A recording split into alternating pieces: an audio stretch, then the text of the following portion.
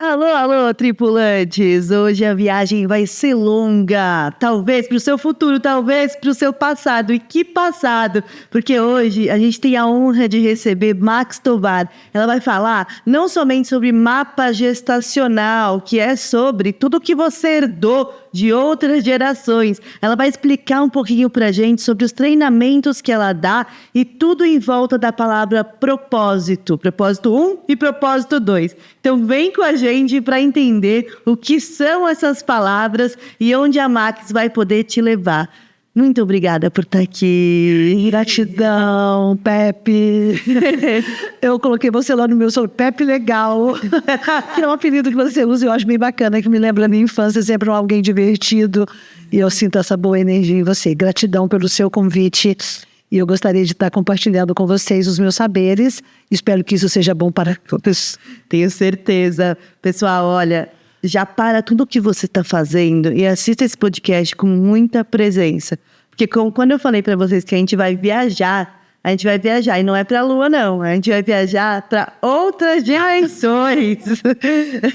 Max, primeiro, eu quero te agradecer imensamente pela sua disponibilidade de estar aqui. Eu sei que seus horários são intensos aí, mas eu estou muito feliz de poder te dar um abraço assim. Logo que você entrou, já foi um abraço super gostoso.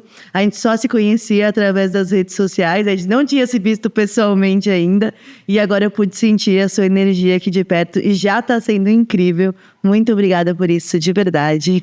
Eu super agradeço. Os encontros acontecem primeiro no plano astral, no plano energético e depois se confirmam na Terra, né? Eu acho que a nossa energia já foi se cruzando por ali. Desde que você me deu um oi, já senti essa conexão. É verdade. E você até sonhou comigo. Exatamente. Isso foi muito doido. Até sonhou comigo sem nem me conhecer. E agora, eu quero que todo mundo te conheça e conheça todo o trabalho fantástico que você está aí co-criando com o universo, né? Você já está há mais de 30 anos nessa jornada falando de propósito, que é algo que hoje em dia está todo mundo falando sobre propósito, mas eu acho que você traz uma abordagem um pouco diferente. Então, vamos começar explicando para o pessoal qual que é o seu trabalho, o que você faz hoje em dia. Muito bem. Bom, o meu trabalho eu chamo de decodificação do corpo energético. Então, veja só, a gente parte do primeiro princípio, que pai e mãe não fazem a alma, consciência única e genuína. Esse é o primeiro passo para a gente começar a conversar e a gente alinhar as nossas expectativas e poder usar o conhecimento de uma forma mais assertiva. O que significa isso? Significa a consciência de que eu sou uma unidade genuína, unicamente única, que vem do grande mistério e hospedo esse corpo. E quando se der o limite, o final, então eu saio desse corpo e sigo a jornada. O que eu levo para quando eu sair desse corpo? Todas as experiências vividas através das escolhas que eu fiz e como que eu processei e como que eu atuei nessa vida. Então a gente diria, qual a maior riqueza de um espírito encarnado?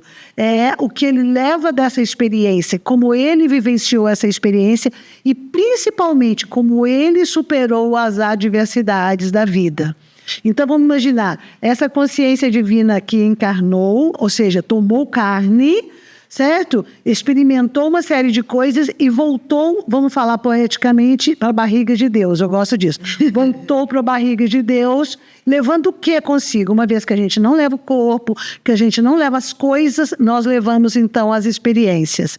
Sendo assim, a vida vale a pena ser vivida e transformada até o último suspiro de vida.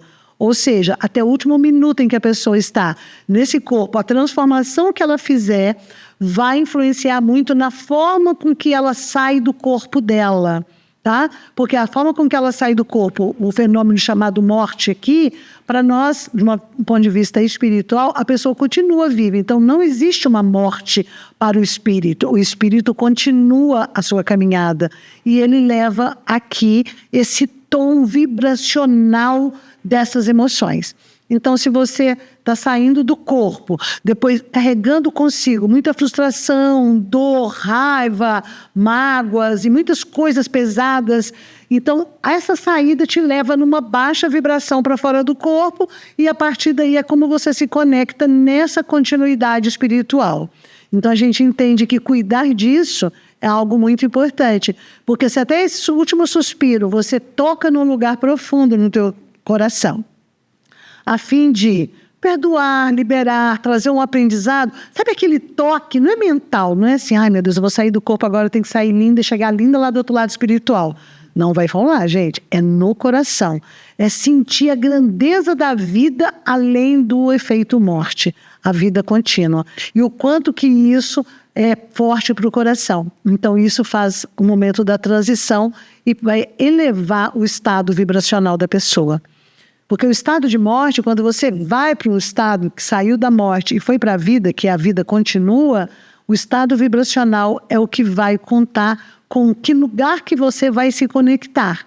Não existe, no nosso ponto de vista quântico, energético, um lugar como o inferno, um lugar como um limbo, um lugar assim, como a gente entende aqui nesse campo da matéria, mas é tudo estado vibracional. Sim, tá? Porque se entende, ou tem o inferno, ou tem o limbo, ou tem o céu. De acordo com as suas ações, você será julgado, ou você vai para o céu, você vai para o inferno, ou você fica no limbo ali para decidir para onde você vai. Isso faz com que a gente tenha um entendimento de que são lugares e alguém determinando esses lugares. Isso é muito pesado. Então, eu gosto de trazer um outro olhar para isso, que seria, não é um lugar, espaço e tempo, é o que nós temos nessa dimensão tridimensional, a dimensão aqui da matéria. Mas quando você está saindo da matéria, você já não está mais no espaço e tempo determinado. Presente, futuro e passado, está tudo conectado. Então, seria mais justo a gente entender que essa transição, ela fala sobre a frequência energética. Então, eu estou aqui, saí, tive uma vida de assassinatos, matei pessoas, traí pessoas, provoquei muitas dores. Você entende que isso, fora um julgamento moral, tem um estado vibracional sobre isso, e ao sair dessa carne, é esse estado vibracional que vai ressonar. Então, eu vou estar nesse espaço, nesse espaço de vibração conectada com outros da mesma vibração. Ao mesmo ponto, quando eu torno a minha vida um estado mais elevado, superando os desafios e adversidades da vida, e essa superação me torna mais evoluído, mais humilde, mais verdadeiro, isso muda meu estado vibracional. E a mudança desse estado vibracional vai me levar a uma outra vibração nessa pós-morte, entende? Que é a vida após a morte. Então, eu vou me conectar com esse outro espaço. Qualquer que seja o espaço, ou mais elevado ou mais denso, então é sempre um estado de aprendizado. Porque quando a gente fala sobre energia, a gente fala sobre informações em desenvolvimento. Energia nada mais é do que um grupo de informações em desenvolvimento. Então, o que nós estamos também buscando na nossa vida energética, com tudo que nós temos, é o desenvolvimento. E o desenvolvimento é o caminho para o amor. Totalmente, né? E eu acredito muito que o amor, ele venha muito mais do que, como muita gente fala, um propósito que tem a ver com o amor, né? Eu acredito que o amor, na verdade, é uma união, é um estado de presença, é você conseguir olhar para o outro, é você conseguir cumprir aquilo que o seu coração tá mandando de verdade, né? E se ouvir para isso, porque às vezes a gente fica tanto no externo que a gente não consegue ouvir o interno. E aí a gente acaba perdendo tantas oportunidades por causa disso. E eu acho lindo quem faz esse tipo de trabalho que você vem trazendo ao longo dos anos, que é da pessoa começar a olhar um pouco para dentro, né? E ativar as suas percepções humanas, que não existe nenhuma tecnologia maior do que a nossa tecnologia humana. Ativar essas percepções humanas e colher os benefícios disso. Como você mesma disse, né? É uma questão de densidade. E eu percebo muito isso. É só você olhar até para o céu, né? Quando você olha para o céu, você olha uma coisa leve, né? Que não tá denso, tá espaçada. As partículas estão espaçadas e, ao mesmo tempo, de uma maneira que você não consegue nem perceber quando uma começa e quando a outra termina. De tão espaçadas que elas estão. E aí você começa a olhar como um todo, para tudo. E quando a gente olha para tudo como um todo, eu acho que a gente pode estar falando de algo como amor, né? É muito bem colocado, porque o amor, ele é um conceito ainda muito deturpado, vazio de reais valores. Então, a gente tem conceito que é o que todo mundo enxerga, e a gente tem valores, que é o conteúdo do conceito, ou seja, aquilo que incorpora verdadeiramente um conceito. E o conceito amor, ele foi muito trabalhado na nossa mente como aquele amor, o amor para sempre, o amor romântico, o amor da obrigação, o pai tem que amar o filho tem que amar o pai. Então, o amor ele ficou tão distorcido que a pessoa às vezes não entende aonde está esse lugar do amor. E quando você traz esse aspecto tão importante, e para mim ele tem tudo a ver com a nossa existência, que é o amor no sentido magnético. Então, o que é o amor magnético? Como força magnética, tá? Então, ele não fala do amor romântico, ou amor familiar, ou amor de amigos. Ele fala do amor como um todo. E o amor, do ponto de vista eletro e magnético, desse magnetismo, ele fala sobre o poder de atração, de conexão entre todos os seres. Então, se a gente perguntar qual que é uma das maiores armadilhas que temos na Terra, nós poderíamos dizer que é a falta de amor. E como que essa armadilha se manifesta? Ela se manifesta através da ilusão da separatividade. O que é a ilusão da separatividade? Ilusão por quê? Porque a ilusão é uma percepção equivocada de que estamos separados um do outro. Entre eu e a Pepe tem aqui, ela é uma pessoa, eu sou outra. Obviamente, ela é uma pessoa e eu sou outra. Porém, estamos conectados dentro de um grande campo quântico. Estamos emaranhados, fazemos parte de um sistema. Quando a gente olha esse lugar e percebe essa lei de atração entre esses movimentos, de conexão, isso vai ampliando o nosso sistema de valores pessoais, porque eu passo a me importar com você. Entende que isso muda muito a característica do comportamento. Se eu me vejo inteira e integrado, a ideia de amor, que é a ideia de amor magnético, ou seja, estamos todos conectados, nos abre um espaço para o sagrado na nossa vida. Então, o que é o sagrado? O sagrado é a manifestação desse todo, aquilo que é manifestando na vida. Isso é o sagrado. Quando a gente entende isso, e para mim é um dos maiores propósitos que a gente tem como raça, é nos tornarmos humanos de verdade, e essa humanidade gera esse amor e de uma ocupação. Sim, o que acontece com você impacta em mim. Uhum. Em contrário disso, traz essa civilização tão caótica que tanto existe hoje na nossa civilização como nas outras que também se autodestruíram. A gente percebe isso na história, que toda civilização, de alguma forma, ela tem o seu ápice e ela se destrói. Tanto que a gente vai descobrindo alguns traços de antigas civilizações que a gente não faz ideia e fica estudando o que aconteceu. O que aconteceu? A separatividade, a ilusão da separatividade. Então, se eu estou separada de você, e se eu posso tirar uma vantagem de você, e eu ganhei vantagem, entende? Então, aqui nesse momento, você está numa condição inferior, ou você está perdendo e eu estou ganhando, parece uma coisa satisfatória para mim. Aí você entende que não existe o entendimento dessa integração. Ou seja, não estamos no mesmo campo de energia. Então, aqui abriu espaço para o egoísmo, para as mentiras, para a comparação, para a competição, para jogos, para trapaças, para várias coisas que são vibracionalmente, sabe, aspectos muito distantes do amor. Obviamente, a pessoa imbuída de tais sentimentos, ela é muito carente de amor, mas muitas das vezes entende que o amor vai vir através do tanto de poder que eu tenho, tanto de coisas que eu tenho, porque aí eu posso comprar muitas coisas, eu posso atrair muitas pessoas que me amam, né? Porque eu tenho essa lancha, porque eu tenho esse avião, ou porque eu tenho esse corpo lindo, porque eu sou maravilhosa. Só que no fundo, independente do lugar que essa pessoa esteja, fisicamente, ela sente um buraco enorme, porque o buraco da separatividade, ele traz uma carência muito grande e um vazio.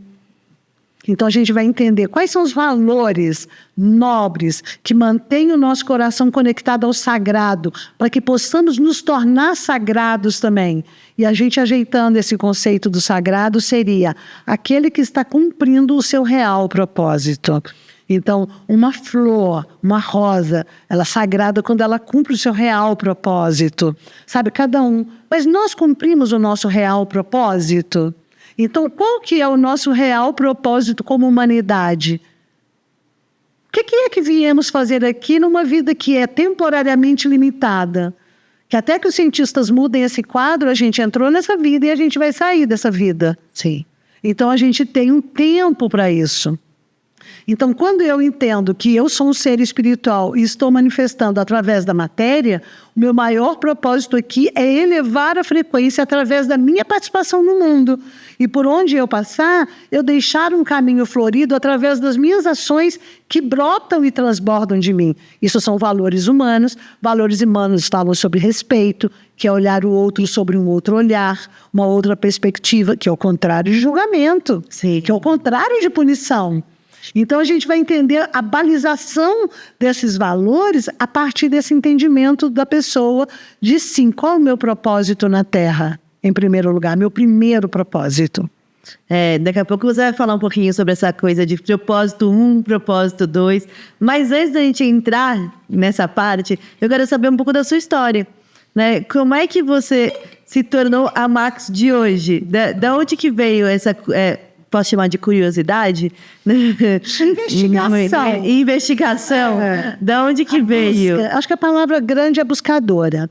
Então, eu diria que dentro da minha história, eu passo já desde uma infância, que é uma infância fora do normal, devido a algumas percepções que eu tinha, percepções extrasensoriais, de audição, de visão, e não tinha um ambiente propício a entender esses fenômenos, né? E também um ambiente familiar muito tóxico, tanto da parte do pai quanto da mãe. Então, ou seja, todo aquele ambiente gerou muitos desafios, dramas, traumas e dores bem profundas.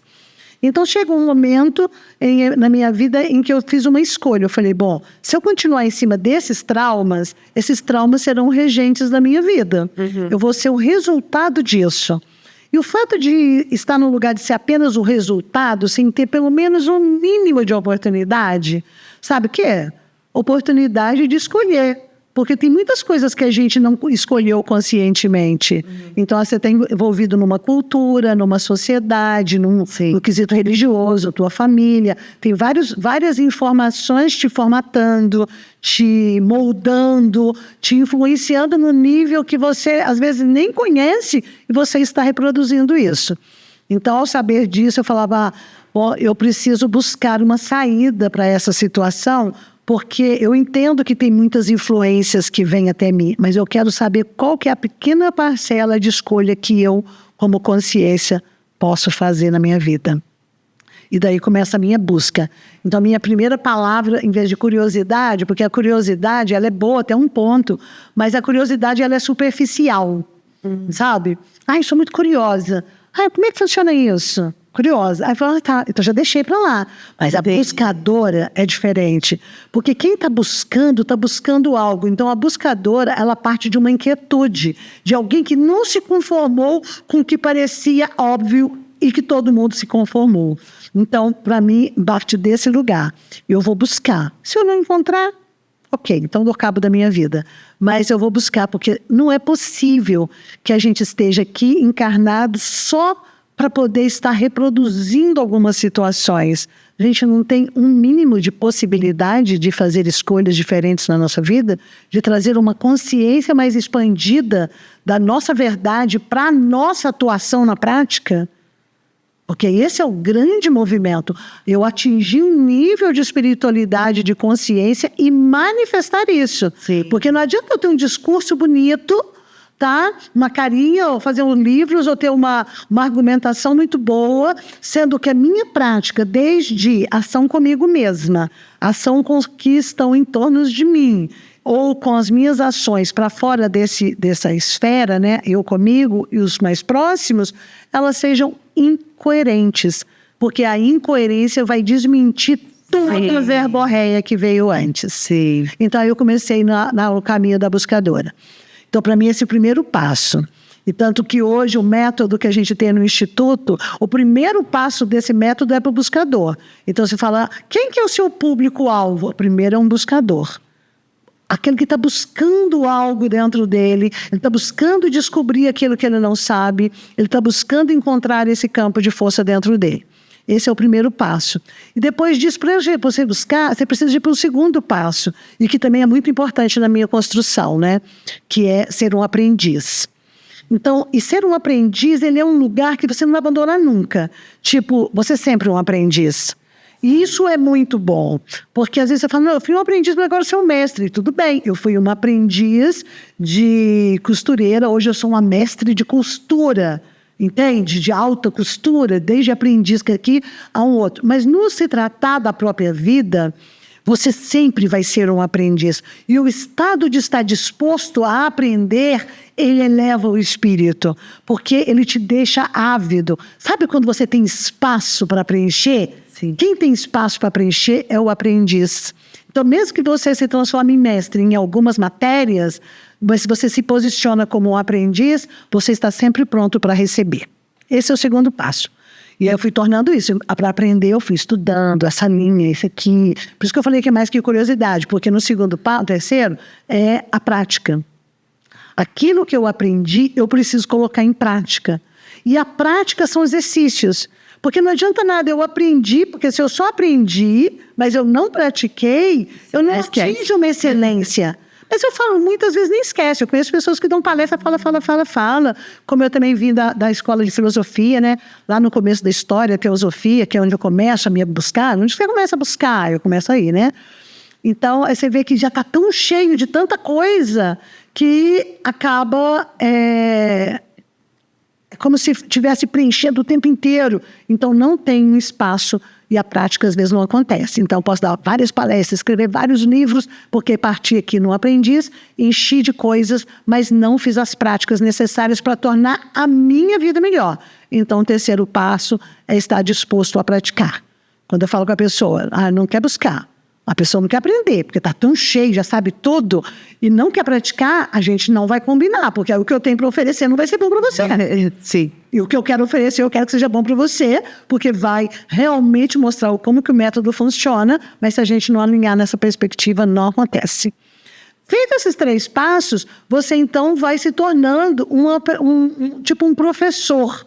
Sabe, mesmo que você não se torne um terapeuta, um profissional que vai trabalhar com isso do método, sabe quando você já conversa com a outra pessoa num outro lugar?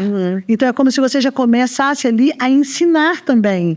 Porque a sua forma, na prática, uma vez que você pratica valores que você está desenvolvendo, você entende que na hora que você vai falar com a sua secretária, com alguém que trabalha com você, é diferente. Totalmente. E se a pessoa está ali desesperada, você tem um olhar, como você estava contando no momento, de ouvir a pessoa, de falar, nossa, você pode olhar por esse lado, você pode fazer dessa forma. Então, você se transformou no professor. Então, esse 4º passo ele é importante. O conhecimento está com você. Porque isso é sua autorrealização. Você vai entender que não é só para você, é para o outro. E muito importante balizar isso também no momento onde você baliza, assim, é importante que o outro, de alguma forma, tenha uma inquietude, esteja aberto a receber, para que você não se torne um pequeno tirano arrogante e que acha que pode consertar a vida de todo mundo. Creia, isso é muito comum de acontecer. Entendeu? Que a gente chama de arrogância intelectual, né? Arrogância espiritual, nem combina bem na frase, arrogância com a espiritualidade, mas acontece muito. Que aí a pessoa, agora eu já encontrei o caminho de solução das coisas. Então agora eu vou resolver a vida de todo mundo. Vem cá, não, Pepe, eu tenho que resolver a sua vida. Não, gente, não é assim que funciona. Então esse professor também tem que encontrar esse aluno na própria vida. E o 5º elemento é quando então eu estou distribuindo isso para o mundo. De várias formas, através de projetos, através de planos, de empreendedorismo, sabe, de algo que você projeta e fala, o mundo vai ser melhor com tudo isso que eu tenho para poder distribuir para o mundo. Mesmo que seja através de um produto, sabe? Eu vou colocar isso aqui para o outro através de um produto, claro, um produto, um projeto, uma ideia, seja lá o que for. Mas é importante, é a consciência de que a minha maturidade, a minha evolução deixou espaço na concretização de algo que vai beneficiar alguém além de mim mesmo. Nossa, incrível. Aí sua passagem na Terra foi perfeita.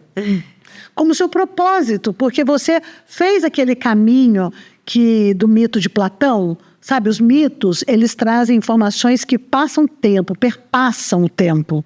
E por isso que mito é tão importante, porque o mito, ele acessa uma informação arquetípica, sabe, muito rica, e que está trazendo algo que, através desse mito contado, você percebe que ali tem um poder muito grande. E quando a gente fala sobre o mito da caverna de Platão, né, e a gente está aqui falando de 2.400 anos, e não morreu a história. Porque Platão esteve, então, vivo 400 anos antes de Cristo. Aí você fala, nossa, como que o mito é forte. E no mito da caverna de Platão, você vai enxergar exatamente esses elementos. O primeiro elemento, onde você está aprisionado no fundo da caverna, sequer muitos estão tão confortáveis que se você tentar tirá-los dali, eles vão brigar. No fundo da caverna tem aqueles que interpretam as sombras, né, que são, às vezes estão ligados a alguma instituição. Tem os políticos, muitas das vezes, que fazem esse papel, que são os amos, que estão beneficiando, sabem que estão aprisionados outros, sabem que eles estão limitados, mas se beneficiam com isso.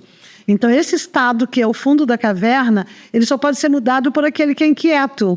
Aquele que é inquieto, falando, não, tem corrente, tem alguma coisa ruim, eu tenho que sair daqui. Então, ele tem que largar, abandonar, sair daquilo que ele conhece como confortável, único e real, e vencer aquele lugar e sair da caverna. E quando ele começa a sair da caverna, ele percebe que todas as sombras que estão no fundo da caverna é alguém fazendo a fogueira do outro lado.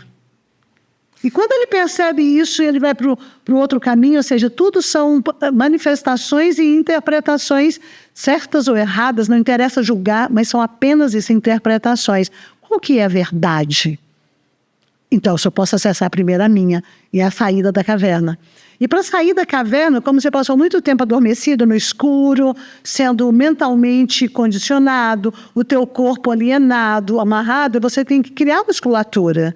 Você tem que desenvolver isso para você sair da caverna. E quando você chega perto de sair da caverna, você vê a luz da vida. E quando você vê que lá fora tem um mundo iluminado, sol, plantas, e você toma aquele pé, é a iluminação.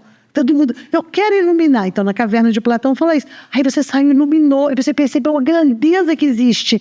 E o que é natural? Então, eu quero voltar para dentro da caverna, ir lá no fundo e convidar as pessoas que estão ali adormecidas, esquecidas, anestesiadas, a sair e fazer o seu caminho. E aí tem o pulo do gato. Eu não posso voltar revoltada, querendo resolver a vida de todo mundo e arrancar as pessoas da corrente para colocá-las para fora dali, porque eu sou o sabedor que lá fora tem luz, vai ser melhor para você e vem cá que eu vou te arrastar. Isso não pode ser feito, porque isso torna você um pequeno tirano, certo de que está certo e é bom, Max, mas é bom para ele, eu sei o que é bom para ele. Quem disse que você sabe o que é bom para o outro? Você sabe primeiro o que é bom para você. Então, você viveu isso? Você manifestou isso? Isso é real na tua vida? Ótimo. Então, agora você dá escuta para o outro. E você faz provocações no outro. Aí o outro ficou inquieto com aquilo. Fala, nossa, pode ser diferente. Aquela inquietude gerou vontade de buscar. Porque a pessoa acomodada não busca nada. Exato. Tá bom aqui. E esse tá bom pode ser em vários níveis. Inclusive dentro do buraco escuro, sozinha. Mas ele conhece. Então, a provocação tem que também ser respeitosa, sabe? Você provoca provoca com palavras boas, com poesias, com teatro, com música, com livro, Então, existem várias ferramentas pelos quais a gente pode fazer provocação.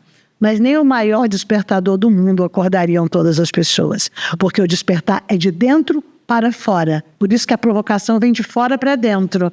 E a gente vai ser sempre provocado, seja por uma palavra filosófica, por uma busca espiritual, ou seja pelo opressor, colocando você no lugar de oprimido e te limitando a própria vida. Seja ele político, religioso, familiar, cultural, social, financeiro, não interessa. A relação de opressor e oprimido, ela ainda é uma constante dentro da nossa construção de humanidade. Totalmente. A gente pode perceber isso por tudo que permeia aí nas mídias mesmo, né? Quando você olha ao nosso redor e você vê o discurso que as pessoas tanto romantizam e que traz a pessoa para um lugar de incapacidade, né?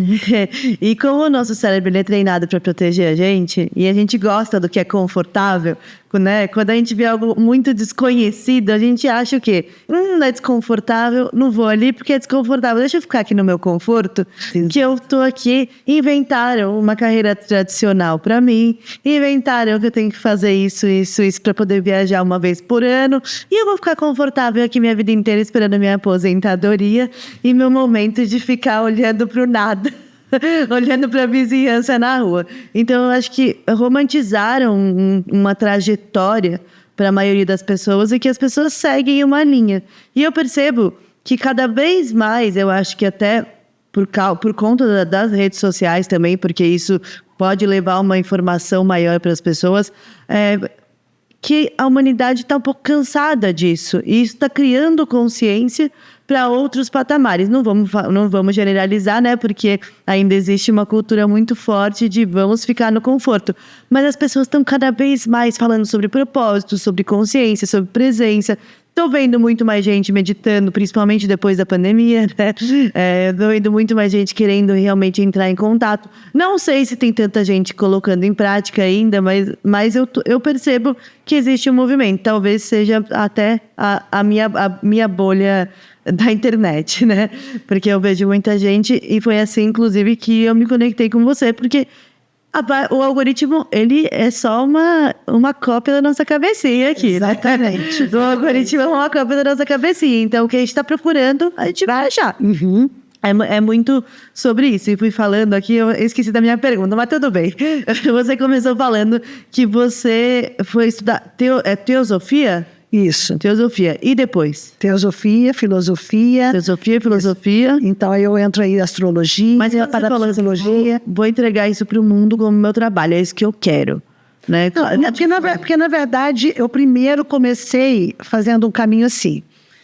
Eu não tinha primeira visão, vou ajudar o mundo. Isso não é verdade. Eu comecei por mim mesmo. Uhum. Por quê? Porque com todas essas faculdades em desequilíbrio e todos os traumas gritando dentro de mim, a primeira coisa boa que eu podia fazer para o mundo era equilibrar esse interno meu, porque eu sou uma mulher muito potente, eu tenho uma energia potente, e energia potente é como uma arma nuclear, como uma energia nuclear.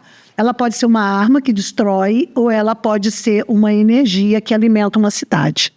Tudo pode ser uma frequência, está numa elevada frequência ou numa baixa frequência. Então eu pensava, nossa, tudo que eu posso fazer aqui é livrar o mundo de mim.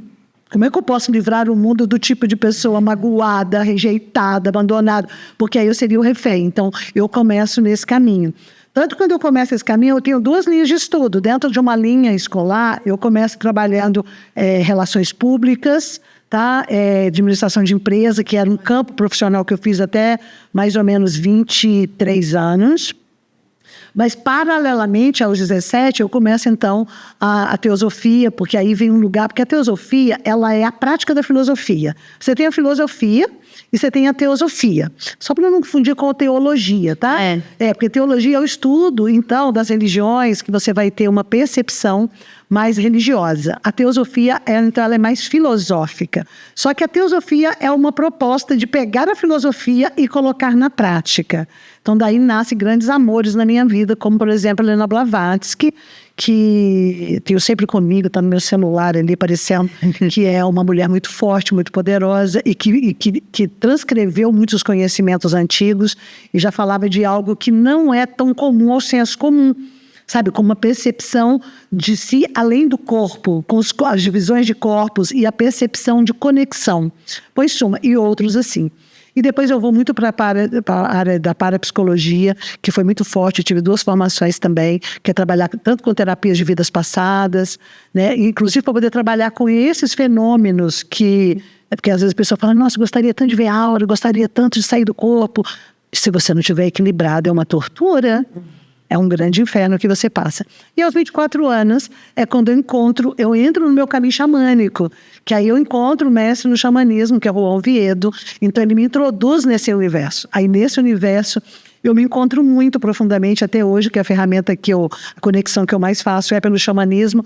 Ah, mas qual tribo que você é? Não tem isso, gente. Xamanismo, ele é uma cultura que trabalha, primeiro, na sua relação com a natureza, que é o comum que tem entre todos. A relação com o Pai Céu, a Mãe Terra, o Avô Sol, a Avó Lua, o povo em pé. É uma relação de integração com a natureza. Então, dentro dessa ideia, não temos os símbolos, como temos numa religião, ou religião celta, numa visão celta, ou numa visão católica, ou qualquer outra. Você tem uma imagem, ou de uma deusa, ou de uma santa. Então, no caso do xamanismo, você vai encontrar a entidade das águas, das águas doces, das águas salgadas, do povo da terra, do povo da árvore, do povo do ar. Então, você se conecta a essa força existente de vida em cada uma das manifestações. Então, a ideia do xamanismo é isso, de conectar com essa força da natureza, você se sentir integrado, né? Porque o homem, quando se separa da natureza, ele fica doente. Essa foi a primeira ideia de Hipócrates quando ele entende, ele vai falar sobre saúde. Sabe, quando ele vê ali a doença dominando, ele fala, o homem cria doença quando ele se separa de Deus, quando ele se separa do Deus que é a natureza. Quando o homem retorna para a natureza, ele se encontra com esse Deus novamente. E o xamanismo seria esse encontro com a natureza. Ah, mas onde eu vou fazer um curso de xamanismo? Essa é a tua história. Mas você pode praticar o xamanismo pisando no chão, botando seus pés nas águas, entrando numa cachoeira, sentindo aquela energia no mar, olhando para o céu, sentindo o vento. Entende? Todos esses aspectos expandem o estado de presença, onde a gente está numa ideia, ilusão de separatividade, quando a pessoa fala, não, mas eu estou sozinha. Não, é uma ilusão. Você não está sozinho. Ah, mas eu não tenho amigos, eu não tenho ninguém, não me casei. É outra ilusão. Você pode não ter feito opções na tua vida de ter fechado essas portas, mas elas continuam aí. Quem se fechou foi você. Por quê? Porque ela faz parte da ilusão da separatividade. Então eu preciso encontrar-me novamente com esse universo. E por isso que é tão curativo.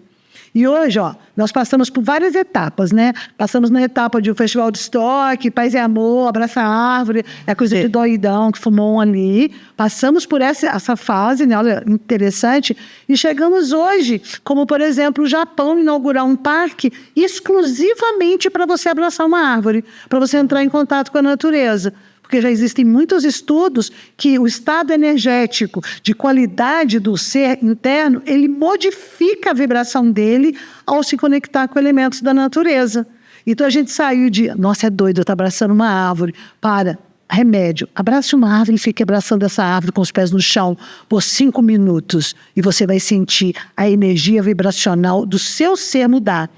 Mas vai resolver meu problema financeiro, vai resolver o meu problema com meu marido, com meu filho, vai começar a resolver como? Tirando você do estado caótico de ilusão, de dor, de carência, de sofrimento egoísta, que esse é um buraco enorme que temos dentro de nós, que faz parte da ilusão da separatividade, entendeu? Para a verdade da integração. E é tão lindo quando a gente estuda física quântica, que é um dos estudos também que me acompanha há um tempo, e não para ficar dando aula de física quântica, que é isso, eu trabalho com esse campo de energia, mas é quando a gente vê assim, tudo é energia, tudo é feito de átomos. E em volta dos átomos tem os elétrons, os nêutrons em movimento. De vez em quando some, vai para um lugar que ninguém sabe onde é, depois ele volta novamente. Isso é tão interessante, esse movimento, que mostra sobre o entrelaçamento quântico, que hoje cada vez mais é comprovado. Então, quando a gente fala da separatividade ser uma ilusão, e você fala, bom, vamos olhar isso do ponto de vista quântico, vamos olhar isso do ponto de vista do campo vibracional, da energia existencial, você fala, está tudo conectado o tempo inteiro. Então você fala, se está tudo conectado, o que está faltando? Qual que é o problema? É que eu estou desconectada.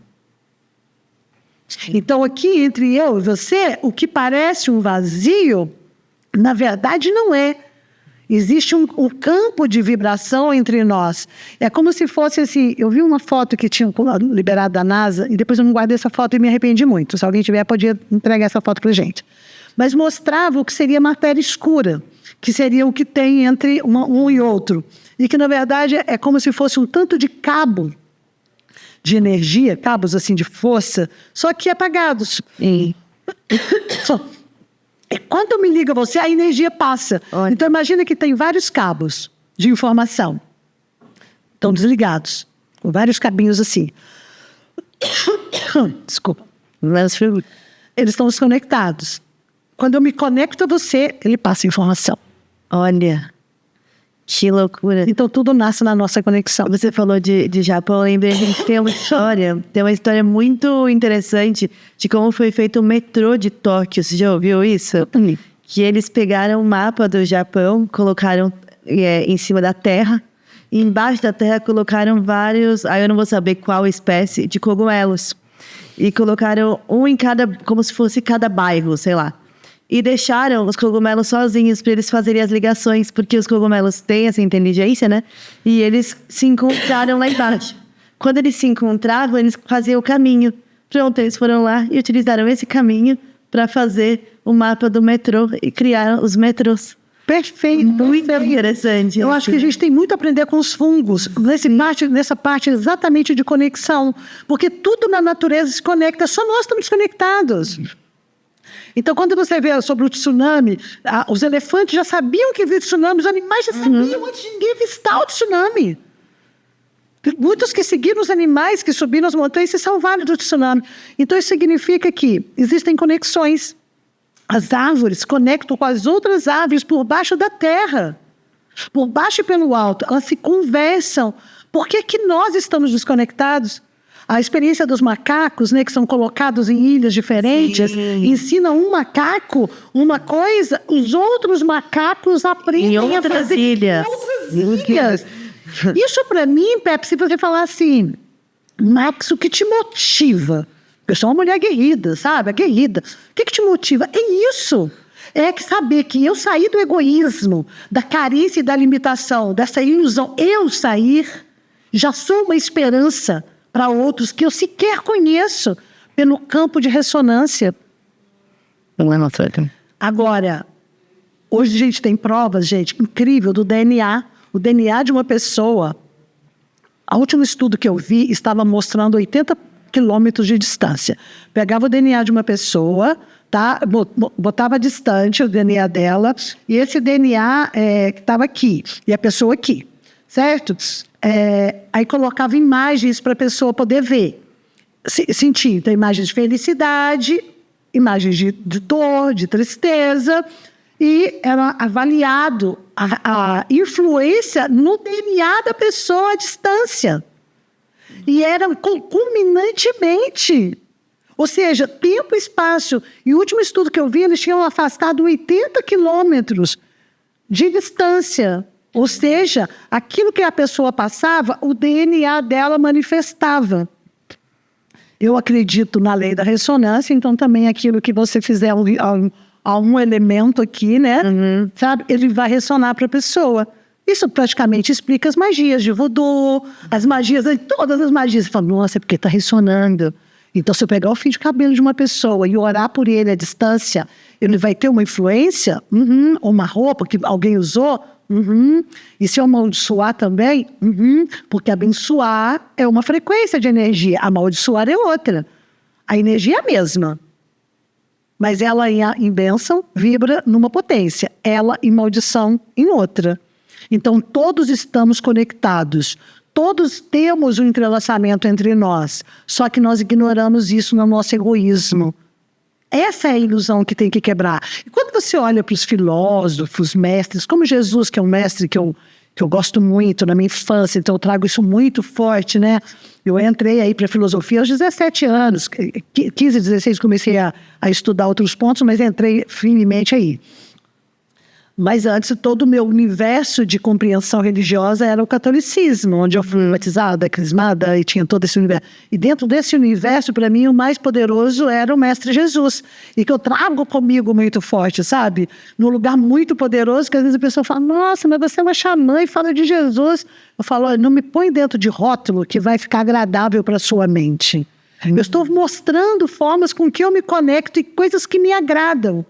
Certo? Então eu vou lá para a Índia, o hinduísmo, que sempre me apaixona, eu olho para aquilo tudo com respeito, não falo, eu tenho que ser católica e tem que ser Jesus, e não aqui para Shiva. Sim para Shiva, para Ganesha, sim para as outras culturas que estão todas, de alguma forma, interpretando esse invisível. Interligadas também. Interligadas e interpretando esse invisível com uma outra lente. Mas voltando ao Mestre Jesus, ele traz para mim duas coisas, entre tudo que foi feito, falado e distorcido, obviamente, e utilizado para aprisionar ao invés de libertar, mas eu vou seguir as palavras dele, e que é tão comum e para mim são poderosas e reveladoras e ponto de transição, de mudança. Ame ao próximo como a ti mesmo. Sim. Então ele está falando sobre amor a si mesmo. Como eu vou amar o próximo se eu não amei a mim mesmo? Então, é o primeiro passo, importante. Amor próprio, amar a si mesmo. Então, a gente pode abordar, e tem vários podcasts falando disso, né? E o outro ponto importante que eu gosto muito também é tudo o que eu faço, vós podereis fazer e muito mais. Eu pego essas duas crenças tá? Que a filosofia, eu transformo isso em crença, eu acredito nisso e trago isso para dentro do meu coração. Tanto a ideia de faço por mim e faço pelo outro, onde eu trago o propósito 1 por mim, propósito 2 transbordo para o outro, e quando eu trago esse movimento, eu trago poder. O que é poder? Claro que o conceito poder também está muito distorcido hoje. Tanto que muita gente tem medo do poder, o poder corrompe, o poder faz isso, o poder... Não, gente. É o homem que faz isso usando o poder. Exatamente. O poder é o poder divino, que é aquilo que o Mestre Jesus disse. Tudo que eu faço, vós podeis fazer e muito mais. Então, para mim, isso é uma crença poderosíssima de poder. Você pode.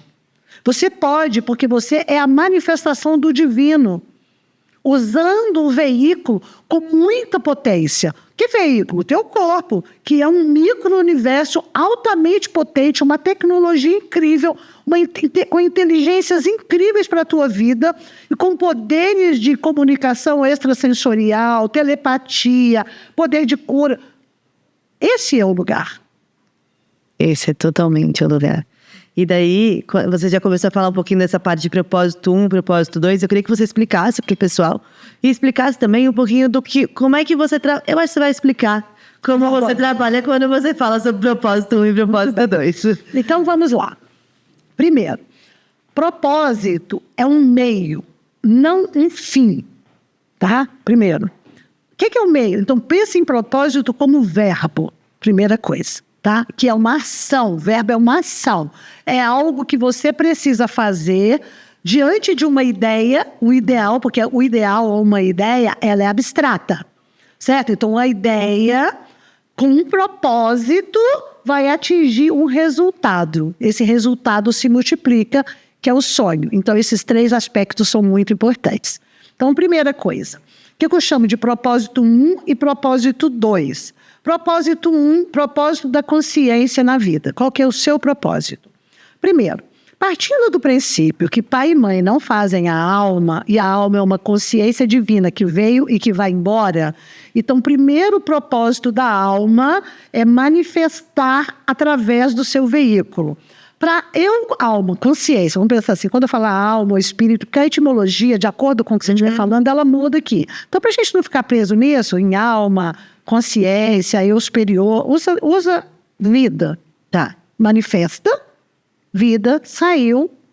Então, a gente tem vida manifesta, faz o meu corpo funcionar, eu estou aqui falando com você, porque a vida está manifestando através de mim, né? Se eu tivesse morta, eu não estaria mais, e o meu corpo estaria se degradando. Então, quem sou eu? Eu sou a consciência, a luz divina, que não deixa esse corpo apodrecer. Quando eu for embora, esse corpo vai apodrecer. Ponto. Eu sou aquele que dou vida para esse corpo. Então, e qual que é o meu propósito? É eu, consciência, manifestar através desse corpo. Certo? Desse corpo. E esse corpo? Quem fez? Meu pai e minha mãe. Sim. O que a gente trabalha? Nesse primeiro ponto, que é um ponto muito importante. O pai e a mãe, pai e mãe não fazem alma. Então, pai e mãe faz o quê? Faz o corpo, faz o veículo. Vamos chamar o corpo de veículo. Veículo para quê? Eu não uso o veículo para transladar para um lado e para o outro. Então, eu, consciência, uso o meu veículo para transladar para um corpo, para um lado e para o outro. Ok? Quem fez o meu veículo? Os meus pais. Meus pais fizeram um veículo, que esse é o mapa gestacional que a gente lê, que é como foi feita a estruturação energética e vibracional do ser desde a fecundação até o nascimento. Porque durante esse período, o ser recebeu, na formação desse veículo, as influências maternas e paternas. A gente entende que toda influência paterna energética tem uma regência do lado esquerdo do corpo, toda influência energética da mãe tem uma influência do lado direito do corpo, e no meio é o espaço de decisão da consciência, que é onde está eu, como dona desse corpo, manifestando. Tá? Então, aqui nós temos a construção desse. Agora, imagina você, vou colocar numa metáfora. Então, imagina que o teu pai e tua mãe vai construir um fusquinha para você. Aí papai vai construir o lado esquerdo do fusquinha, mamãe vai construir o lado direito do fusquinha. Imagine que mamãe, na hora que estava ali na fecundação, no 3º mês, ou no 6º mês, até o nascimento, que é todo um processo desde a fecundação, né? A mamãe estava trazendo elementos. Então, vamos falar que esses elementos, fisicamente, a mamãe trouxe uma roda do lado direito, que fosse uma roda de bicicleta. Montou o fusquinha com roda de bicicleta, que era o que ela tinha. Imagina que o papai do outro lado, era o papai forte, trouxe roda de trator. Ok? Então, eu tenho da parte do papai uma herança roda de trator e da parte da mamãe a roda de bicicleta. Aí, depois aqui, eu estou criança, o cérebro humano entra em maturidade entre 18 e 24 anos, do ponto de vista neurológico. Tem gente que está com 60 não amadureceu emocionalmente. Mas vamos entender, se fusquinha pronto, já pode tirar a carteira, tá? Para você começar a falar, mas quem sou eu aqui além do meu corpo? Onde que eu estou aqui exatamente? E aí, quando você começa a perceber, você nem sabe que você começou desde pequenininho, ó. Você é fusquinha, você imagina um fusquinha, gente, com uma roda de trator de um lado e uma roda de bicicleta do outro. Você entende que aqui tem um desvio de eixo, tem uma dificuldade de locomoção, tem uma série de situações, tá? Então, você tem 2 situações para isso. Primeiro, você fica inconsciente, reproduzindo aquelas situações ao longo da tua vida, por repetição direta ou por negação. E você está ali tentando encontrar uma forma de guiar o teu caminho daquele jeito, reproduzindo esses padrões.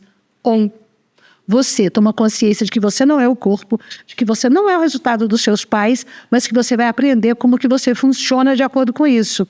Porque o seu primeiro propósito é manifestar através do veículo. Mas se o seu veículo tiver com dificuldade de movimento, você entende que você não consegue manifestar adequadamente? Sim, totalmente. Então, o primeiro propósito é você olhar para você, olhar para o teu veículo e entender como que você está funcionando de acordo com as heranças que você recebeu dos seus pais, da fecundação até o nascimento. Porque essas heranças energéticas viram no sistema de reprodução através de uma programação inconsciente. O que significa isso? Significa que eu, na minha idade adulta, vou enxergar o mundo através daquelas lentes, vou ressoar para o mundo aquela vibração, atraindo pessoas, situações, atores, para completar aquelas situações na minha vida, para que eu volte a reproduzir a mesma situação que eu vivi ali com os meus pais. E isso eu não estou manifestando eu como consciência, entende? Porque consciência é diferente de Max. Max Tovar é um personagem, sabe? Que aqui é um personagem público. Marcilene, que é o meu nome de nascença, é um personagem vindo dessa linhagem. Mas eu sou mais que o personagem. Mas enquanto eu estiver reproduzindo o personagem, eu não tenho o poder de autonomia, eu não tenho o poder de autorrealização, porque eu ainda não superei os desafios herdados. Você pode me perguntar, Max, mas que chato. Então a vida é superar desafios? E vai ter sempre desafios? Vai. Sempre vai ter desafios. Agora, você superar ou não já é uma escolha sua. Porque você pode ser apenas refém deles.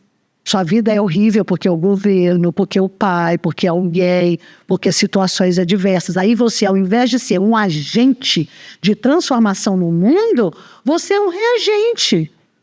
Então, seu propósito é manifestar quem você é. Se você veio do divino e tudo que veio de Deus é perfeito e belo e traz em si uma potência de manifestação, com esse estado de consciência integrado, na hora que você manifesta, você então vai curando essas feridas. E quando você vai curando as feridas transgeracionais, ou seja, que veio das gerações que estão no seu veículo, você traz esperança para as gerações passadas e para as gerações futuras. Ou seja, você passa a ser um agente de luz na Terra. E a única forma desse planeta ter mudanças é através disso.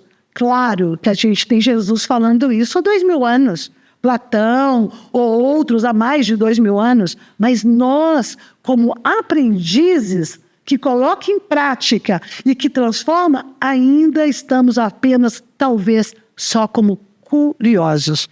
Por isso que a palavra curiosidade, esse conceito, às vezes ele tem muitas armadilhas dentro dele, sabe? Porque ele fica só no campo da curiosidade, então ele não aprofunda dentro do campo da existência. Nossa, sim, faz muito sentido, né? E aí, o que você está me dizendo é a questão do propósito 1, né? Exatamente. Então, o seu propósito 1, primeiro, é manifestar quem você é através do lugar que você está. Então, quem que sou eu? E quem que sou eu e onde eu estou? Então, eu estou num corpo que tem aqui o DNA do meu pai, da minha mãe, que tem as histórias epigenéticas, que tem aqui as minhas percepções do meio cultural, que é diferente de eu ter nascido no Brasil, já ter nascido na África, em quais épocas. Tudo isso é onde eu estou. Mas quem sou eu além disso? Então, esse é o propósito mesmo, descobrir aqui quem é você. Mas como é que eu vou descobrir quem sou eu? Comece por descobrir quem não é você. Eu não sou o corpo. Eu sou o que habita ele. Então, aqui a gente começa a ver esse propósito. E uma coisa interessante no mapa gestacional, quando a gente vai ler o mapa, que a gente começa desde a fecundação e a gente explica isso, agora a gente vai estudar a sua programação energética. Porque estudar, porque vamos estudar juntos onde estão os seus desafios, porque eles apontam o seu propósito. Então, vamos dizer que aqui nesse desafio eu fui rejeitada pela mãe. Tá? Então, essa rejeição causa um buraco muito grande dentro de mim. Esse buraco é tão forte que eu posso atrair várias situações de rejeição na minha vida, porque esse buraco continua necessitando de ser alimentado. E o meu propósito, ele está ligado à união, porque o rejeitado, ele tem sempre uma exclusão em mente. Então, você entende que o propósito de um rejeitado é atingir um movimento de união, dele conseguir pertencer, dele se permitir envolver? Eu só vou conseguir fazer isso superando. Sim. Então, o estado de vencer desafios, ele é o que vai desenvolver nossa musculatura espiritual. O que é desenvolvimento de musculatura espiritual? Eu, como espírito, atuando na matéria, desenvolvo valores profundos dentro de mim para eu sair do lugar da repetição. Então, por isso que o mapa, às vezes as pessoas ficam chocadas quando lê o mapa. Nossa, você descreveu como eu sou. Aí eu corrijo. Não, eu não descrevi como você é. Eu descrevi como você funciona, de acordo com aquilo que você recebeu dos seus pais. É uma programação. E nessa programação, o seu papel é sair da baixa frequência recebida e encontrar a alta. Porque isso é o que vai gerar confiança, segurança e que ninguém pode roubar de você. Quando a pessoa está querendo falar, nossa, eu quero ser uma pessoa segura, confiante, como é que você acha que você vai ter isso de verdade?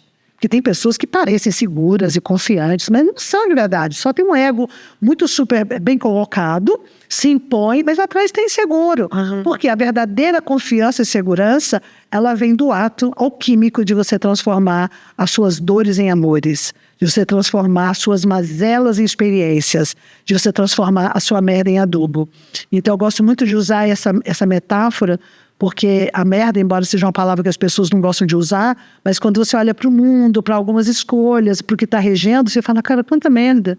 E para você não perder, no meu caso principalmente, para eu não perder a esperança no mundo e ser devorada, eu olho para o mundo assim, cara, muita merda. Mas muita merda é adubo. Isso é reciclagem. Por isso que eu falo tanto de reciclagem, de reaproveitamento. Então, eu trago essa ideia, metaforicamente falando, sobre Singapura, por exemplo. Singapura é um lugar que não tem lixo. Eles importam lixo. Porque eles conseguiram fazer um sistema tão inteligente, tão avançado, que todo lixo preparado, todo entulho, é gerado um tipo de energia. Você entende que isso é um poder muito forte? Que gera essa autonomia. Então, eu quero autonomia, eu quero autogestão, eu quero confiança, Max, eu quero estar em paz, eu quero equilíbrio, eu quero harmonia. Ótimo. Você não vai conseguir isso apertando o botão do lado de fora e alguém te entregando a encomenda numa moto rapidinho. Não vai ser assim. Para onde eu tenho que fazer? Eu vou ter que olhar para dentro de mim. Eu vou ter que me conhecer. Vou ter que conhecer como eu funciono de acordo com os dramas, histórias que eu vivi. Como eu interpretei fatos e situações que passaram na minha vida. Como que isso gerou crenças que limitam hoje uma manifestação mais iluminada de mim mesmo. E isso só você pode fazer. Obviamente, nós no Instituto Max Tovar, a gente traz um método, a gente tem profissionais preparados, ferramentas para você fazer isso. Mas a gente fala com a pessoa, vamos começar junto? Olha, a gente vai te treinar, vai trazer o conhecimento, mas você é o aprendiz, você é o praticante, você vai ser o professor e agente, porque chama-se autorrealização. Autorrealização. A palavra está dizendo, eu me realizo. Como é que eu me realizo? Eu já comprei meu apartamento, eu já comprei meu carro, eu já tenho meus filhos, já estou autorrealizada. Não, você está realizada. Real, você teve ações que realizou algo. Mas autorrealização está ligado à superação desse estado, que diz do seu estado interno e pessoal. E a superação dele é o nosso grande parquinho de diversão. Marcos, não é nada fácil, eu tenho um trauma. Gente, eu sou doutora em trauma. Não porque eu estudei muito sobre trauma, mas porque eu tive muitos traumas. Muitos traumas. E o trauma, o que ele é? Primeiro, todo mundo tem trauma, tá? Todo mundo tem trauma. A pessoa nasceu, tem trauma. Porque o trauma é uma ruptura entre uma situação e outra. Ok. Então, os traumas, eles devem... quando a gente lida com eles, a gente precisa reconstruir o caminho entre um ponto e outro. Porque se eu não reconstruir um caminho entre um ponto e outro, aquele trauma me comanda. Vou trazer um exemplo. Por exemplo, um dos traumas que eu tinha era de altura, por causa de um evento que aconteceu na minha infância, e aí as crianças me torturavam num lugar que era tipo uma pinguela, então eu fiquei com trauma de altura. Pinguela, gente, é aquela ponte de madeira que passa sobre o rio, como eu sou de Belo Horizonte, passava sobre o Rio Arruda, que lá em Belo Horizonte é um rio muito fedido, como infelizmente os rios das grandes cidades. Aí passava para chegar na escola e o corta-caminho passava por aquilo ali. Então, imagina, você tem cordas de um lado e do outro, madeiras embaixo, você vai cortando e vai atravessando aquele rio. Isso chama pinguela.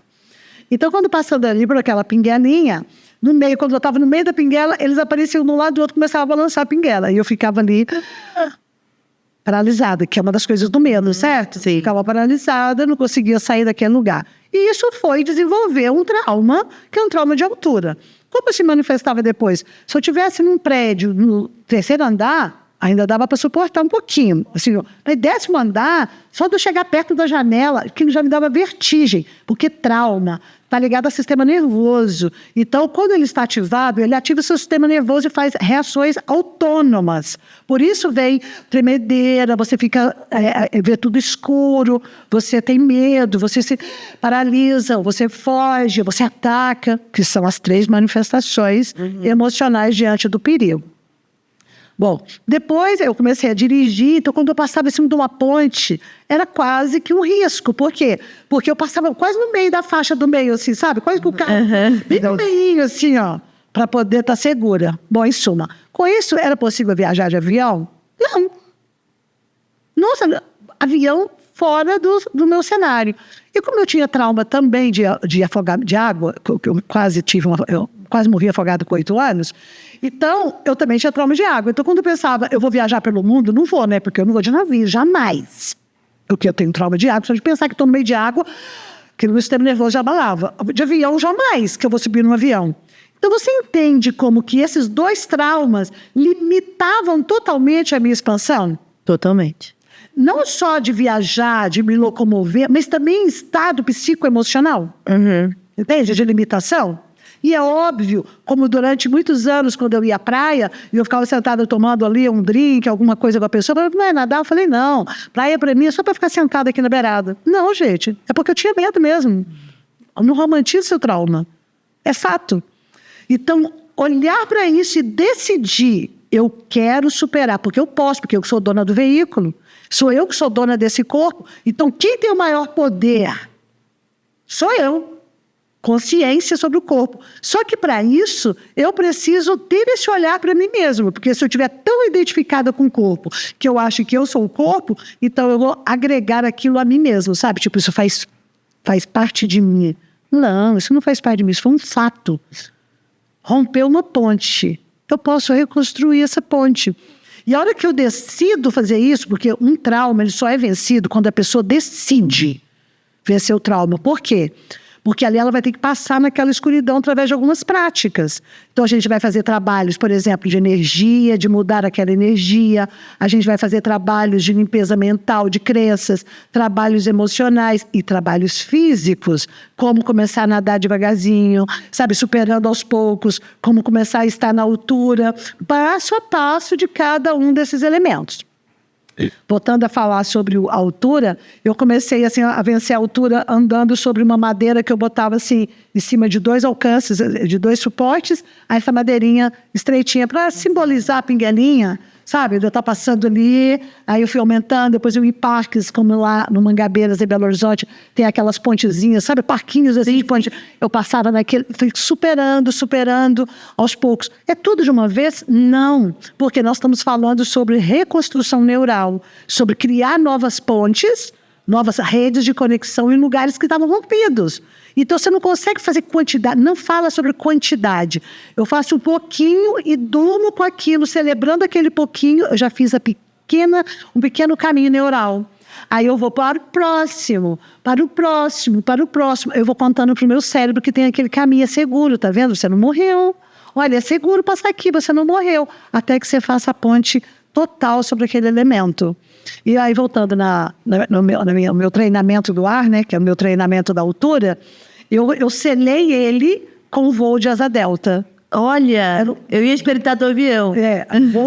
Antes de entrar no avião, eu selei ele com o voo de asa delta duplo. Tá? Obviamente, o professor, né, que foi incrível. O preparo para isso. Isso foi numa semana, Max? Isso foi no mês? Não, gente. Isso foi... O da água durou 7 anos para eu vencer o trauma e entrar num lugar que não tivesse chão. Do trabalho profundo. O do ar levou 3 anos, mais ou menos, até eu conseguir falar... Saltei de asa delta. Mas o dia que eu saltei de asa delta, foi no Rio de Janeiro, na Pedra da Gávea, que foi aquela coisa, a adrenalina foi a 1000. Ali eu libertei. E daí, gente, eu vou para vários lugares no mundo. Quando vai comprar a passagem, eu falo para minha filha, compra na janela, porque eu quero ver ali. Então eu olho para a altura, apaixonada pela altura. Isso é uma conquista. Quem poderá tirar isso de mim? Entende que as conquistas, alguém pode vir roubar esse anel, mas ninguém pode roubar essa conquista de mim. E essa conquista em mim, ela ocupa um lugar que me dá confiança e segurança de que eu posso superar os bloqueios, os limites e posso reconstruir novos caminhos. É a mesma segurança que eu trago para o método, que eu trago para os profissionais que eu formo dentro do instituto, que eu trago para as pessoas. Você quer? Nós vamos. Pega na mão. Eu sou uma pessoa, pega na mão. Vamos aqui. Mas você tem que andar. É aqui, ó. Vamos. Por quê? Porque o cérebro, ele é treinável. As energias podem ser mudadas e reconectadas. O que a gente precisa? Que você manifeste o teu propósito. Toma consciência que você está aqui por um propósito. E o primeiro é manifestar a luz que você é através do seu corpo. E ao superar seus traumas, você vai conhecer mais você. Ah, mas eu não quero saber de trauma. Não quero olhar para o passado. Não quero ver nada disso. Mas eu só quero ir paz. Amor, você não vai conseguir paz negando, fingindo e fugindo. Perdão. Não. Você pode achar que vai ter paz se drogando, comprando coisas... Mas não é paz de verdade. Nesses 40 anos como terapeuta integrativa, já acompanhei milhares de pessoas, várias que fizeram a transição e superaram o seu trauma, outros que pararam no meio do caminho e outras que acharam bizarro e sequer começaram. Mas as suas vidas acabam se transformando no resultado daquilo que ficou no inconsciente, porque as memórias herdadas desde a gestação ficam marcando o nosso inconsciente. Então, como eu posso saber quem eu sou se eu estou apenas reproduzindo o lugar de onde eu vim? Caramba. E daí... Como você falou, né? Esse é o propósito. Aí, depois que você se entendeu, tá bem? Agora, qual que é o propósito que você vai entregar para o mundo? Então, isso pode acontecer de diferentes formas. Eu queria dar um exemplo. Porque, às vezes, a pessoa, o propósito 2 é o que eu vou entregar para o mundo, tá? E a gente pode ver, no caso, por exemplo, eu posso citar assim Steve Jobs. Quando eu olho, porque é um propósito, ele tinha um propósito forte, porque o propósito é uma ação. Eu poderia colocar que a palavra do Steve Jobs, eu só vou colocar, fosse inovação, inovar. Sabe, algo que está fora. Tanto que ele criou uma marca que, assim, hoje nós temos Android e iPhone. Entende que isso não é só um jogo de marketing.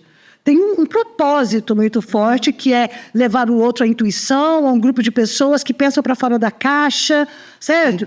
Isso foi tão forte nesse propósito dele, que ele construiu uma empresa milionária e que teve um momento na história em que ele foi tirado desse lugar pelos próprios acionistas. E quando isso aconteceu, o negócio caiu, mostrando que era o propósito dele que estava ali mantendo aquela energia, tinha uma ideia ali, tinha um propósito, que é um verbo, tinha um sonho, que era algo a realizar. Quando ele retorna para a empresa, as ações sobem lá em cima e se torna... Hoje, Ainda mantém, mas não da mesma forma. Você vê que não inovou mais nada desde que ele morreu. Entende? A inovação foi por 14, foi por 15, foi por 17, aí você vê um pouquinho, nada. Na verdade, não tem, porque o espírito da coisa não estava. Nós poderíamos dizer que Steve Jobs fez um propósito 2 interessante do que ele se propôs. E eu quis trazer o exemplo dele, porque às vezes a pessoa pensa que propósito está ligado ao lado de filantropia só. Certo? Não. Filantropia é um lugar importante que representa a manifestação da sua consciência ao entender que os outros fazem parte e que ajudar e partilhar faz parte do seu processo de evolução e de integração. Mas pode ser para negócios e de faturamento. Mas quando você vê os relatos do Steve Jobs no seu leito de morte, quando ele olha para tudo que ele construiu e disse, para que tudo isso? Aí ele vê que não fez sentido a construção para ele, fez um tanto de gente, negócios e daí. Mas para ele, o propósito 1, como ele veio de uma família desestruturada, ele foi adotado, ele não conseguiu vencer a sombra desse lugar dentro dele, é um buraco, onde ele não conseguiu reconhecer a filha ali, fazendo parte, sabe, da história. Ficou um buraco interno na relação de afeto, de amor. Esse buraco veio o quê? Veio do trauma do abandono. Então, ele fez um propósito 2 legal, mas o propósito 1 não. No seu leito de morte, ele traz isso nas suas palavras. Isso e a gente percebe muito isso. As pessoas se voltando muito para fora, e às vezes até conseguem um sucesso, né? No que a gente pode definir como sucesso aqui na nossa sociedade, mas a gente não vê isso, às vezes, dentro, né? E é muito doido, porque a gente tem muito agora, com as redes sociais, mais uma vez, essa questão de se inspirar nas pessoas. Não, ó, esse fulano é minha inspiração. Mas você nem sabe como é que é essa pessoa. Você se inspira no que exatamente, né? O que te inspira nessa pessoa? O que é? Assim, aí tem vários elementos, mas eu queria trazer um. Dentro do xamanismo, no estudo, quando você está estudando, se preparando com essa construção, sabe, meu espaço sagrado, meu lugar no mundo, quem sou eu aqui, como é que eu manejo as minhas forças, como é que eu faço tudo isso, nós temos um ponto muito importante para aquilo que me inspira, tá? Porque o que inspira é dentro, tá? Então, eu inspiro, é uma inspiração, ação, né? Todo o final, ação, está falando sobre uma atitude. Inspira dentro de mim, me alimenta para uma ação. Então, a gente busca as nossas inspirações, que a gente chama de âncoras. Sabe? Aquilo que vai me ancorar e que eu falo assim, nossa, isso aqui manifesta, tem uma ressonância com o meu coração, com o que eu gostaria de vibrar. E aí a gente vai buscando essas âncoras inspiradoras dentro do processo e a gente faz isso de acordo com todo o processo das energias, uma âncora para cada lugar na sua vida. Isso é muito bom, isso é muito positivo. Seria chamado assim, a inveja seria o oposto disso, tá? E, que é um prefixo dentro também, né? Eu estou olhando e aqui dentro estou invejando alguém. O que eu estou vendo aqui? O outro conseguiu e eu não consegui. Então, a inspiração, ela é esse aspecto positivo. Se a inveja é um aspecto negativo, a inspiração seria a polaridade da inveja. Ou seja, ao invés de eu ter uma inveja, conseguiu e eu não consegui. Ele tem e eu não tenho. Ai, que droga, porque todo mundo chega na frente. Olha, a vida de todo mundo anda. Estou olhando aqui na rede, todo mundo anda. Fulano voltou para Paris. E eu continuo aqui, que nem saí de Nova Iguaçu ainda. Ou seja, então quando eu estou nesse lugar, eu olho para o outro com esse lugar de inveja, e a inveja vem junto com injustiça. Dentro eu me sinto injustiçada, alguém me deve, o mundo me deve coisas. Então aqui eu fico procurando esse lugar, gerando inveja, gerar esse lugar de inveja. E o princípio da inveja, quando você está sentindo a inveja, e todo mundo pode sentir inveja do meu irmão agora, como é que a gente faz essa transição de você sair da baixa frequência da inveja?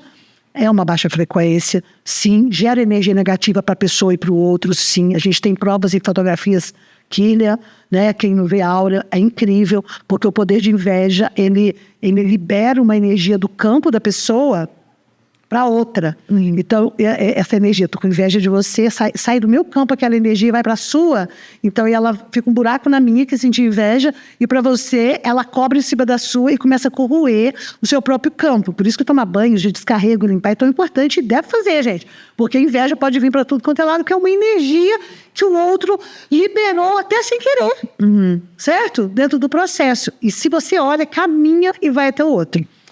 Para você sair disso, a inveja seria, olha para dentro, veja você mesmo, veja o que está faltando aqui e se inspira nessa situação para você poder fazer algo, para você seguir aquele caminho. É onde entra a âncora. Aquilo que eu acho importante me inspira para que eu possa entrar. Então, eu fiquei aqui. Me deu uma inveja da Pepe, que tem o maior poder de comunicação, eu não consigo falar direito. Ai, que droga. Eu fui para o negativo e me poluí ela. Mas por quê? Nossa, ela me inspirou. Eu vou agora fazer, o que eu preciso fazer? Eu vou fazer uma fono, porque eu preciso liberar minha língua, minha voz, minha comunicação. Eu vou fazer um pouco de teatro, eu vou fazer um curso de oratória, porque eu quero ser tão boa comunicadora como a Pepe. Aí você me inspirou. Exato. E isso é sair de uma baixa frequência da inveja para ir para a inspiração, ok? O que a gente tem hoje, voltando lá? A gente tem pessoas que são influenciadores, né? De uma marca, de um produto que eles próprios não vivem, porque aquilo é comercial e gera um mundo fake, mentiroso, para provocar uma inveja no outro, e o outro se sente ali péssimo e tenta seguir aquilo. E é claro que isso movimenta um mercado enorme, porque, nossa, eu gosto da Max, ela está usando aquilo ali, eu quero aquilo ali também. Entende? E aí a Max vai vender isso daqui. Então, gente, estou vendendo isso daqui para vocês e que funciona. Aí todo mundo, então eu quero aquilo que é da Max. Então gera um lugar de desejo e que está tudo bem gerar e vender as coisas. Gente, não estou falando contra isso. Estou falando sobre estar atento sobre querer preencher em mim o espaço que está vazio com coisas para eu tentar ser alguém ou estar num lugar do qual eu não estou sequer preparado. E para isso eu já encontrei gente tratando que faz tudo para comprar uma bolsa super cara, para ser pertencente, para ter uma roupa X, porque todo mundo vai respeitar porque ele está naquilo. Só que ele está vazio dele mesmo. Então, os tipos de influências para os próprios influenciadores, que olhando o seu mercado financeiro, chega a influenciar pessoas como os bets de jogos, por exemplo, mas a responsabilidade é de quem joga. Sim, mas se você é um influenciador, me perdoe, você está influenciando o outro de alguma forma. O nome está dizendo, eu sou um influenciador. Sim. Então sair desse lugar, vai ser por isso. A marca está me comprando para isso. Mas eu tenho que ter consciência sobre o que eu estou influenciando. Agora, quando eu estou influenciando só em cima de um vazio existencial para eu ter só um benefício pessoal, isso teria que partir de um auto-julgamento de caráter pessoal, de propósito, de valores, para que esse valor seja de fato atendido, porque influenciador digital é novo, mas influenciadores é o princípio da filosofia. Pensa aí, há 400 anos antes de Cristo, estava Platão, Sócrates, caminhando com os outros, era o quê? Era influenciar. Eu quero contar uma coisa interessante sobre Sócrates. Sócrates não sabia escrever. Tá? A gente só fala de Sócrates porque Platão, que vem de uma família mais abastada, Sócrates foi o mestre de Platão. Então, Platão tinha uma visão política, era muito mais requintado, e o Sócrates, na verdade, ele era isso, um pedreiro, e que não sabia sequer ler.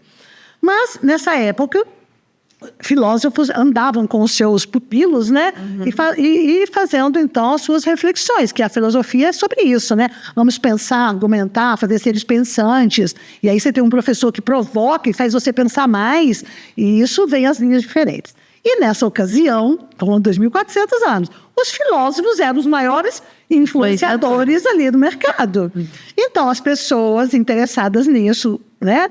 Os patrocinadores chamavam, então, um filósofo, fazia uma negociação com ele para que ele desse uma ajustada no discurso dele, fazendo alguma coisa que beneficiasse, então, esse patrocinador. Então, imagina que eu sou um patrocinador que vendo garrafa dourada, exemplo.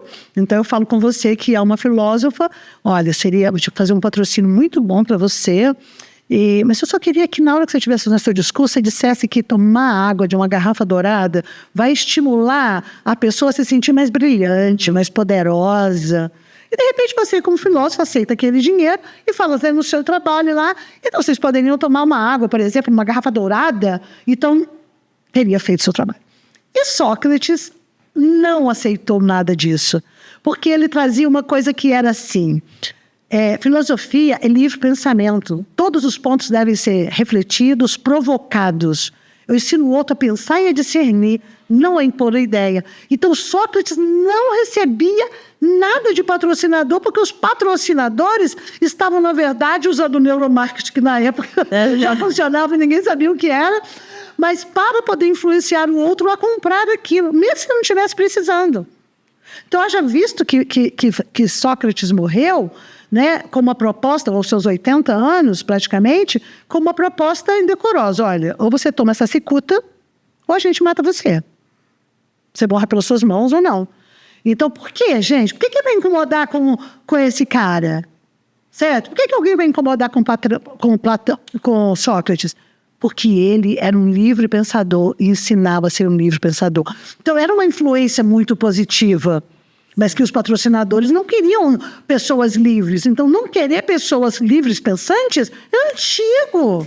Sabe? Por quê? Porque o poder não pode entrar na pessoa, como Jesus disse. Tudo que eu faço, vós podereis fazer e muito mais. Você entende que isso é poderoso? E se eu tiver um sistema de poder baseado em política, valores materiais, eu quero que o outro pense que ele não pode, que ele precisa de mim. Porque alguém que precisa de mim, eu sou o poder, então ele é submisso. Uma pessoa submissa não se autorrealiza. A autorrealização é o nosso propósito 1. E para eu me autorrealizar, eu supero e transcendo as amarras do passado, viro esperança para quem veio antes de mim, para quem está ao meu redor e, principalmente, para quem virá depois de mim. Uhum.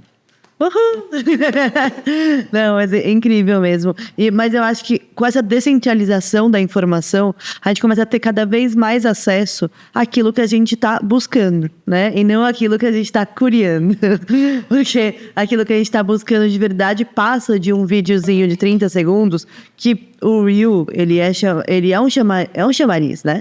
Mas quem tá realmente buscando vai passar daquilo. Não vai ficar somente no Reel, né? Vai passar da vitrine da loja. Não vai querer assistir um podcast mais profundo, uma aula mais profunda, ter uma vivência, botar em prática aquilo. E sair da superficialidade. A superficialidade existe só para chamar atenção para o que tem lá na profundidade, né? E a gente percebe que tem muita gente compartilhando coisas incríveis nas redes sociais e que várias pessoas não teriam acesso se não fosse por causa dessa tecnologia inventada, assim, pelos seres humanos, mas exponencializada cada vez mais, né? Por pessoas que estão pensando com talvez um propósito 2 maior, né? O propósito 1, eu não sei, por trás de cada ser humano. Mas o propósito 2, ele está sendo muito maior. Eu sempre falo, quando a gente resolve compartilhar algo, nesse mundo exponencial, compartilhamento é multiplicação.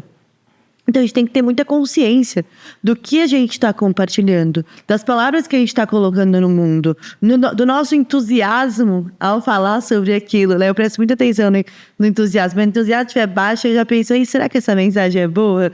Porque eu não estou tão entusiasmada para ela. E aí também tem o sentido etimológico da palavra entusiasmo, né? Que também, né? Que vem de Deus também.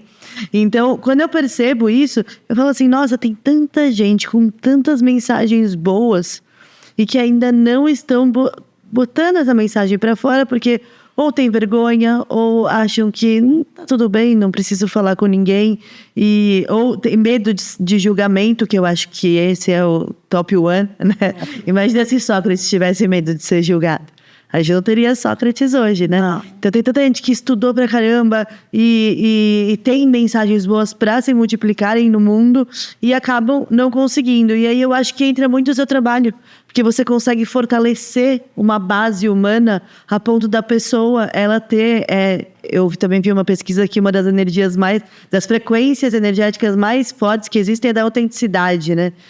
Então, que a pessoa consegue ter essa segurança para botar o que ela tem de melhor para o mundo e sem pensar no que as pessoas vão julgar ou, enfim, menosprezar a mensagem dela, porque no fundo todo mundo tem uma grande mensagem. Então eu queria que você passasse agora a sua grande mensagem para o mundo. Porque eu sei que a gente falou bastante aqui, mas eu quero saber se você tivesse uma única mensagem para mandar para o mundo agora, que fosse um megafone, assim, todo mundo escutasse. Então, eu diria, primeiro, reveja a sua crença e o seu entendimento sobre o que é poder. Primeiro, o poder, ele é muito importante, o poder está ligado ao sagrado, ao divino. Então, você pode transformar a sua vida, você pode refazer novos caminhos, você pode se reconstruir, você pode avançar e você pode expandir. A expansão é natural, o universo todo está expandindo e você também precisa encontrar isso. Então, você precisa rever a sua crença de poder, porque a ideia de poder, como foi usada na nossa história até hoje, é o poder corrompe.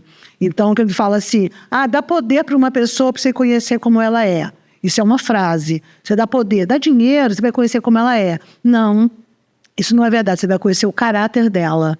Entende? Porque se uma pessoa teve um poder e ela foi desonesta, o caráter já estava lá dentro.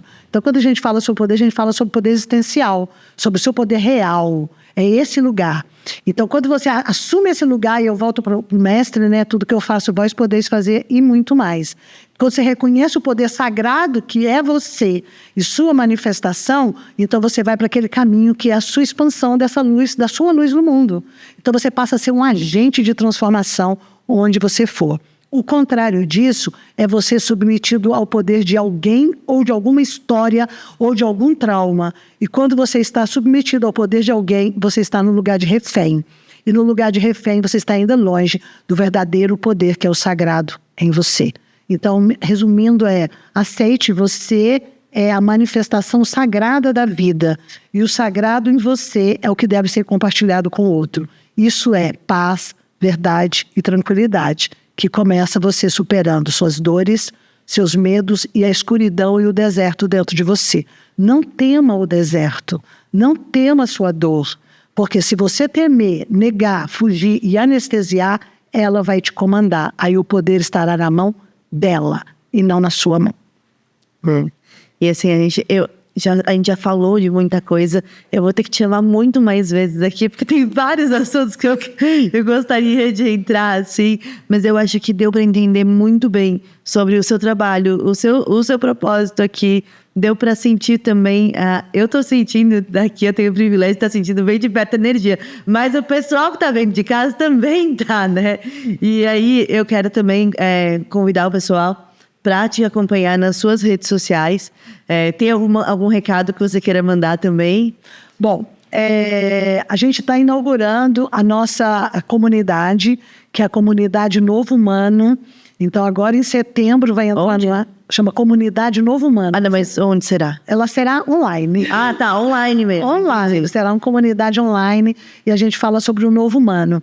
O que é o novo humano? É exatamente tudo isso que eu disse. O novo humano, ele está focado na humanidade, nos seus valores pessoais em transbordo para o mundo. Então, acredita nisso. E a gente está trazendo esse espaço de trabalho. Mas hoje você pode entrar no nosso site, nas nossas redes, você pode fazer a leitura do seu mapa gestacional, que é o primeiro lugar para você começar a se conhecer. Você pode entrar nas nossas redes no YouTube. Eu tenho muitos treinamentos gratuitos que eu dei durante a pandemia. Durante a pandemia eu fiz mais de 300 lives direta, sabe? Peguei muita coisa e distribuí, assim, muito generosamente. E isso trouxe, obviamente, tudo que você distribui generosamente retorna também muito profundamente. É muito lindo. Então, a primeira coisa importante, você despertou a vontade de buscar? Ser um buscador? Fala no seu curioso, deixa eu curioso. Não, você está curioso, vem não. Vem não, porque você vai gastar seu recurso, seu tempo, e vai fazer nós perder o tempo e não vai sair tão feliz. Mas se você já falou, eu quero buscar e eu quero meu poder pessoal. Quero. E outra coisa, porque tem gente que tem medo, se eu tiver poder pessoal, vou humilhar o outro. Não, não é poder pessoal se humilha o outro. Poder pessoal é reconhecer que eu sou a luz divina, e você também é a luz divina, e você é a luz divina. E a gente dando as mãos e se reconhecendo, podemos realmente ressonar no mundo, um mundo melhor. Não faz sentido viver nesse planeta sendo refém das dores, quando as dores são alimentadas, proclamadas por nós mesmos. Sim, total. Então, ó, gente, fica aí o convite. Não deixem de ir lá acompanhar a Max nas redes sociais, conferir os conteúdos do YouTube dela. E, como você mesmo falou, né? Todos somos um e a gente não faz nada sozinho. Então, eu quero agradecer também a Tar Connect, que nos recebe nesse estúdio maravilhoso. Agradecer a Lola, que está aí por trás das câmeras, ajudando a gente. E te agradecer imensamente, mais uma vez, por você ter essa disponibilidade, ter esse tempo e me olhar aqui no olho, ter essa conversa aqui tão sincera e tão bacana. Muito obrigada mesmo, gratidão. Pessoal que está em casa, não esquece de se inscrever no canal e enviar esse episódio para quem você achar que deve enviar, porque tudo que a gente compartilha multiplica. E até o próximo episódio de Mooncast. Eu agradeço também a presença da espiritualidade aqui, porque eu senti que houve uma conexão espiritual que nos conectou quando eu sonhei com você. E falei, nossa, meninas, é por isso que eu sonho.